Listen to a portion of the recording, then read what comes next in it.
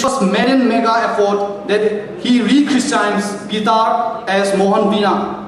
His genius creation and has established it at the top of most level in the mainstream of Indian classical music scenario, thereby proving the essence of his name Vishwa, which means the world, and Mohan, which means charmer, and indeed a world charmer he is.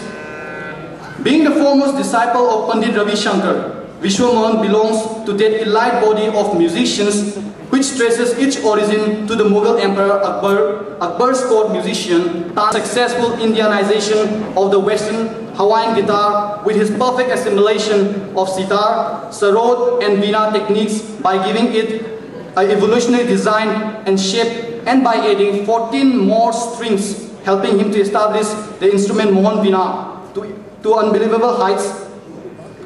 With unbending speed and faultless legato, Bhatt is undoubtedly one of the most expressive, versatile and greatest slide player in the world. Being a powerhouse performer, Vishwa's electrifying performance always captivates the audience, whether in the United States of America, Europe, Gulf countries or his motherland India. To please light up the academy lamp for today's function. Sir, please.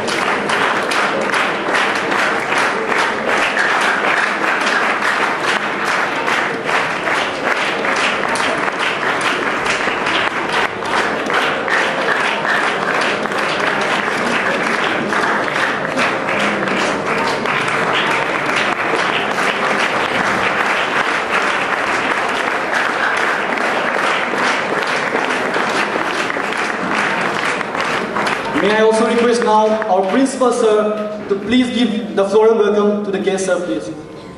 Please sitting here and very dear students, distinguished guests, ladies, journalists and everybody.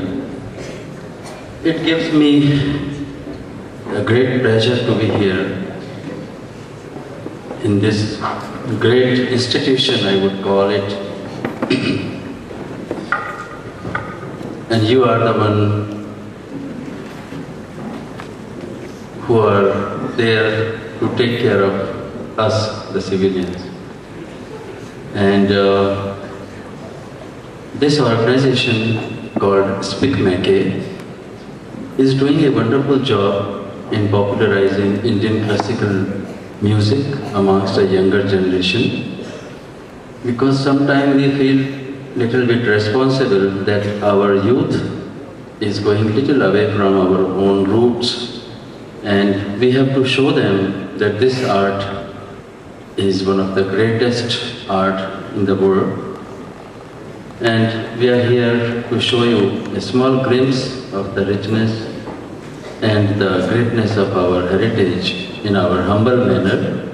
We always think this music has transferred for the last 5,000 years. It has been maintained by the musician by memorizing all the ragas, and also their contribution to this music is added, and that is the reason this music is the most developed music in the world.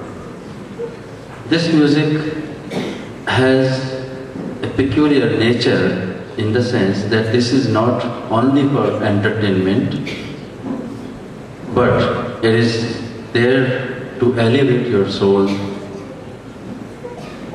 This music is good for meditation, concentration, and good for purification of heart, body, and soul.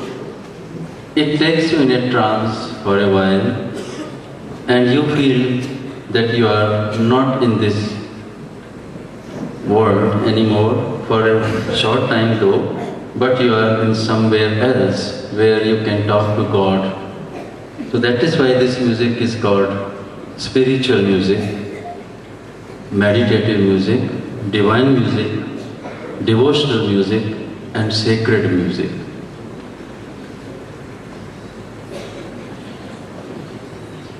When we come to the practical part of it, we play a rag. Rag is like a scale. You already know that we have 7 musical notes, sa, re, ga, ma, pa, dha, ni, sa.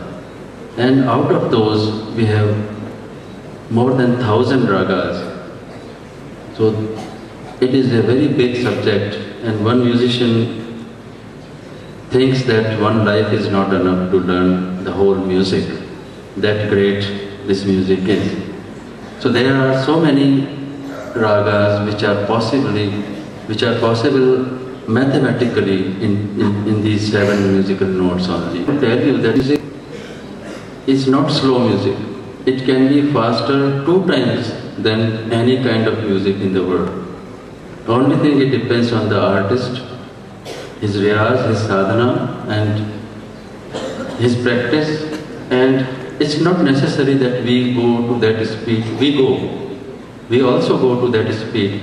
But for us, we think that speed is not everything for this music.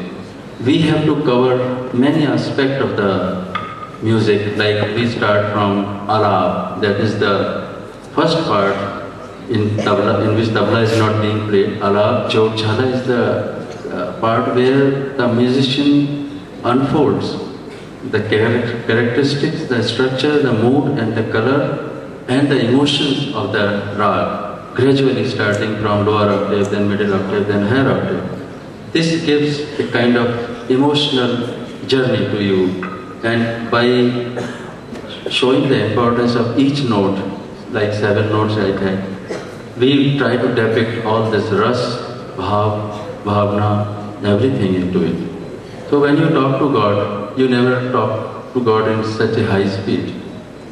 So it's the same thing. It has to be very calm and quiet and relaxing in our mind if we are talking to God. So same way, this alap is that portion where we feel that it is very serene and we are offering our prayers to the God. So, and then we come to the second part where tabla joins and we play Vilambit Gat, the slow rhythmic composition in which we play Sthai and Antara, 2 parts. It is composed in 3 tal, 16-beat cycle. So we count from 1 to 16, then again 1, so this goes 1 cycle. 16-beat cycle is called 3 tal. And suppose this tempo, the speed is very slow, like 1, 2, 3, like this we count up to 16. But when we improvise, it becomes very, very fast. Suppose 1 beat takes 1 second's time, then we divide it into fractions. Like 1 second will be divided by 2 fractions, 3 fractions, 4, 5, 6, 7, 8, 10, 12.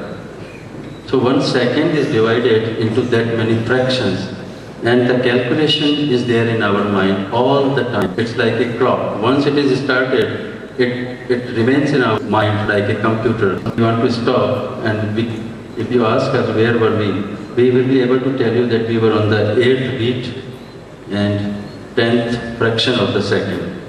That accuracy is there in our music.